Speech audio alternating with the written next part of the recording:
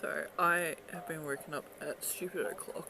I went to bed super late last night, like 11:30. I ended up conking out, but I ended up waking up early because I'm in an immense amount of pain because I got diagnosed with a lovely little ditty that sometimes people who have a history of drinking get. And unfortunately, I haven't. But I'm okay because I'm actually eating something, which I have barely done in the last couple of days. I think it's a lemon tart thing, but anyway. The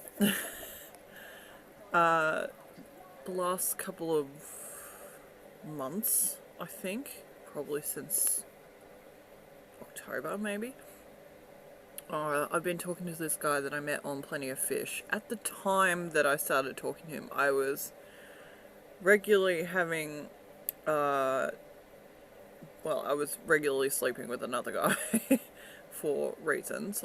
He's a good friend of mine. And I was also talking to a girl at the same time, but this guy stuck. The guy that I'm still friends with him. I just haven't seen him in a while because I'm not well enough to travel right now, and I probably won't be for a couple more weeks. But this guy that I met, he's the first fellow writer I've ever met on a dating site. Like, I never get to meet writers. And he's like self-published a book, and he writes a lot of fan fiction like I do. His stories tend to be a lot longer than mine. I like a good one shot every now and then, which is something that I can get out at like 4 a.m. and then like a million people love it. But one of the things that I really like is that, you know, we are both nerds, but we disagree on quite a few things in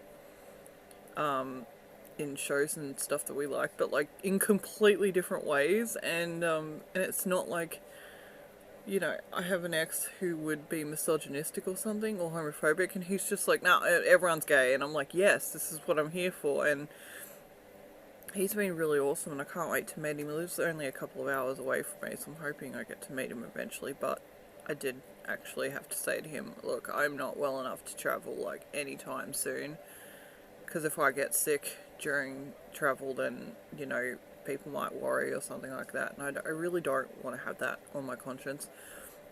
What I have is not contagious, and he wants to know what I have, and I'm like, I'm not ready to tell you that part of my history yet. You have to get to level 5 friendship to unlock that backstory. So no, but he's a sweet guy, and he just sent me a like 6-minute ramble about the Star Wars films, so that's going to be fun to get through.